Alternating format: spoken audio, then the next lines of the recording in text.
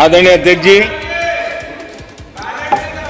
हमारा तीसरा कार्यकाल बहुत बड़े फैसलों का होगा।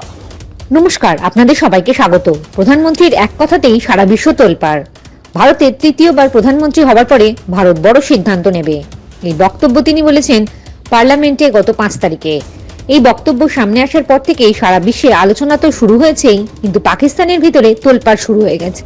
এমনকি সেনাপ্রধান দৌড়ে দৌড়ে এলওসিতে পৌঁছে গেছেন, আর পাকিস্তানের প্রধানমন্ত্রী পৌঁছে গেছে পিওকেতে। এখানে একটি বিষয় মাথায় রাখা দরকার, সেটা হলো ভারতের প্রধানমন্ত্রী নরেন্দ্র মোদী এই বক্তব্য কিন্তু কোনো রাজনৈতিক সভা বা টিভির ইন্টারভিউতে দেননি। তিনি বলেছেন ভারতের পার্লামেন্টে। আর পার্লামেন্টে যে কথা বলা হয় লিখিত আকারে ফাইল তৈরি হয়, তাহলে বুঝতেই পারছেন প্রধানমন্ত্রীর এই কথাটি কত গুরুত্বপূর্ণ। অপরদিকে আমরা আপনাদের গত ডিসেম্বর মাসের 30 তারিখে একটি ভিডিও করে জানিয়েছিলাম ভারতের বিদেশমন্ত্রী এস জয়শঙ্কর রাশিয়া গিয়ে বলেছেন আগামী বছর আমরা বড় কিছু করব বা সিদ্ধান্ত নেব। এর আগেও ভারতের ডিফেন্স মিনিস্টার রাজনাথ সিং বলেছিলেন পাকিস্তান অবৈধভাবে পিওকে দখল করে রেখেছে, ওটা ভারতের অংশ। ইতিমধ্যে 370 ধারা উঠিয়ে নেওয়া হয়েছে। অন্যদিকে আরব দেশ রাশিয়া, আমেরিকা, ফ্রান্স, ইসরায়েল সহ বড় বড় দেশের সাথে ভারত গোপনে কাজ করে চলেছে এই বিষয়ে। অনেক বিশেষজ্ঞরা মনে করছেন ভারত যে কোনো সময় পিওকে ফিরিয়ে নেবে, আর তার জন্য যাবতীয় কাজ শেষ, শুধুমাত্র সময়ের অপেক্ষা। অপরদিকে পাকিস্তানের ভিতরে অবস্থা ভয়ানকভাবে খারাপ। অর্থনৈতিক দিক থেকে ভেঙে পড়েছে সম্পূর্ণ। পাকিস্তানের পক্ষে যুদ্ধ করার মতন কিছু টাকা নেই, আর এটা ভারতের জন্য ভালো সুযোগ। প্রধানমন্ত্রীর এই বিষয়ের বক্তব্যটি রইল, দেখুন। জয় হিন্দ, জয় জওয়ান, জয় কিষান। आदरणीय अध्यक्ष जी, हमें देश के सामर्थ्य पर भरोसा है, हमें लोगों की शक्ति पर भरोसा है। आदरणीय अध्यक्ष जी, देश की जनता ने हमें जब पहली बार सेवा करने का अवसर दिया तो हमने पहले कार्यकाल में यूपीए के समय के जो गड्ढे थे वो गड्ढे भरने में हमारा काफी समय और शक्ति लगी। हम पहले कार्यकाल में वो गड्ढे भरते रहे। हमने दूसरे कार्यकाल में नए भारत की नींव रखी और तीसरे कार्यकाल में हम विकसित भारत को निर्माण को नई गति देंगे। आदरणीय अध्यक्ष जी, पहले कार्यकाल में हमने स्वच्छ भारत, उज्ज्वला,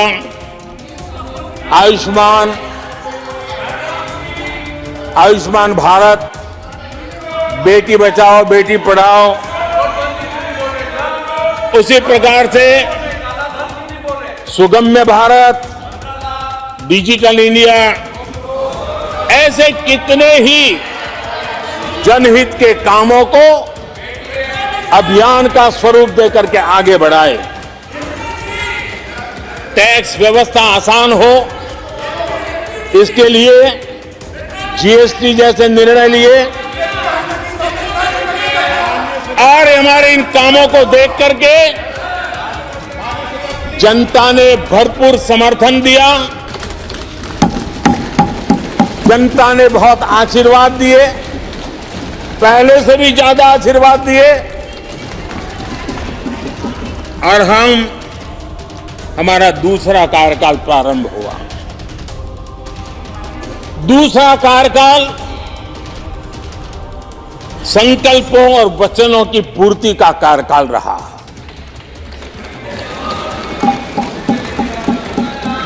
जिन उपलब्धियों का देश लंबे समय से इंतजार कर रहा था, वो सारे काम हमने दूसरे कार्यकाल में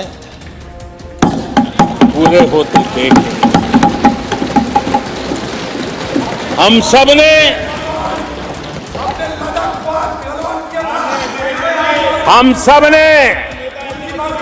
370 खत्म होते हुए देखा।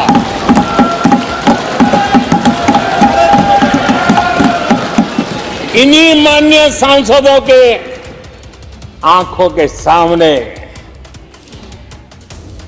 और उनके वोट की ताकत से 370 गया।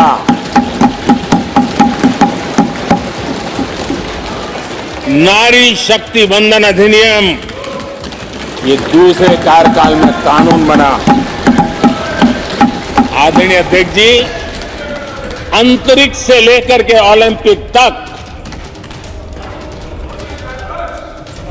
सशस्त्र बलों से संसद तक नारी शक्ति के सामर्थ्य की गूंज होने लगी।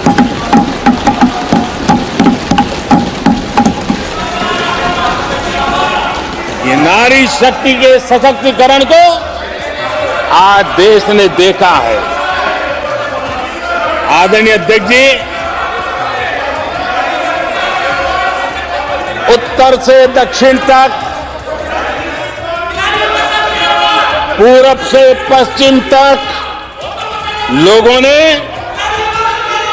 दशकों से अटकी भटकी लटकी योजनाओं को समयबद्ध तरीके से पूरे होते हुए देखा। आदरणीय अध्यक्ष जी, अंग्रेजी शासन के पुराने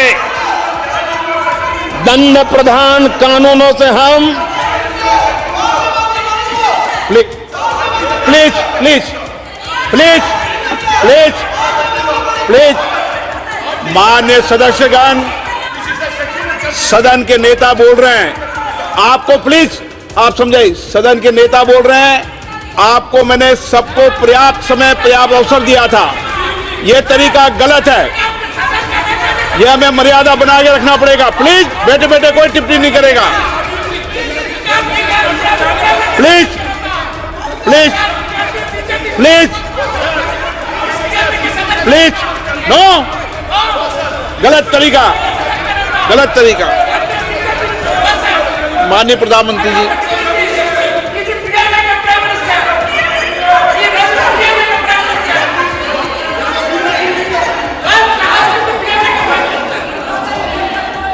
ये तरीका है क्या आपका?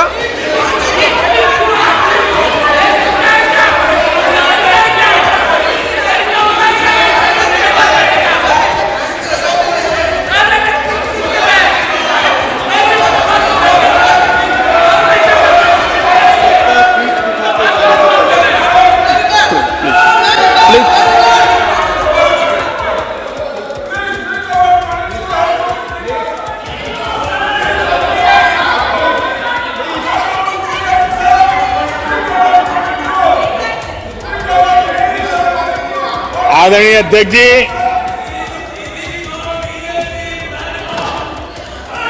अंग्रेजी शासन के पुराने कानून जो दंड प्रधान थे, उन दंड प्रधानों से के कानूनों से हट करके हमने न्याय संहिता तक प्रगति की।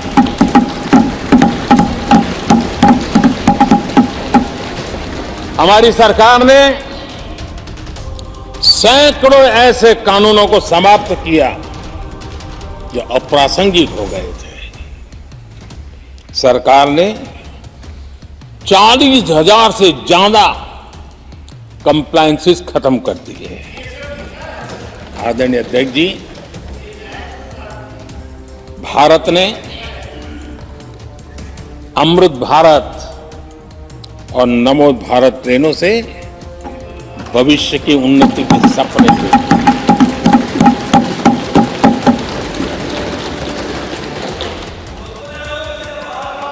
आदरणीय अध्यक्ष जी, देश के गांव-गांव ने, देश के कोटि-कोटि जनों ने विकसित भारत की संकल्प यात्रा देखी है और सैचुरेशन के पीछे कितनी मेहनत की जाती है, उसके हक की चीज उसको मिले, उसके दरवाजे दस्तक देकर के देने का प्रयास देश पहली बार देख रहा है।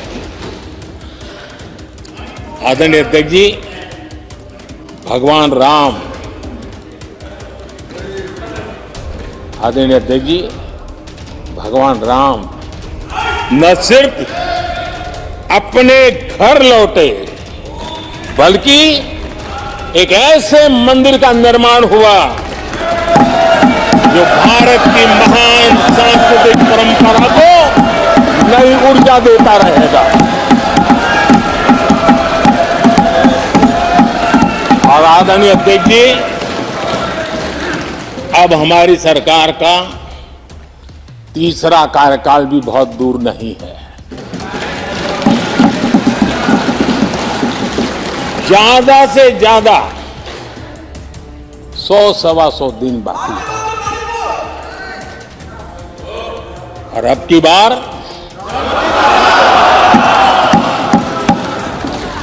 पूरा देश कह रहा है, अब की बार खड़गे जी भी कह रहे हैं। लेकिन अध्यक्ष जी, मैं आमतौर पर ये आंकड़े के चक्कर में नहीं पड़ता, लेकिन मैं देख रहा हूं देश का मिजाज एनडीए को तो 400 पार करवा ही के रहेगा, लेकिन भारतीय जनता पार्टी को 370 सीट अवश्य देगा।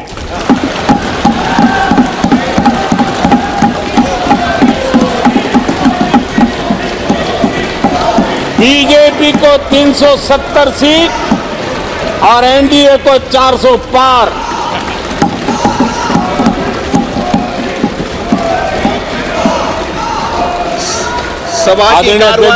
सभा की कार्रवाई इस विषय की समाप्ति तक बढ़ा दी जाए। आदरणीय अध्यक्ष जी, हमारा तीसरा कार्यकाल बहुत बड़े फैसलों का होगा।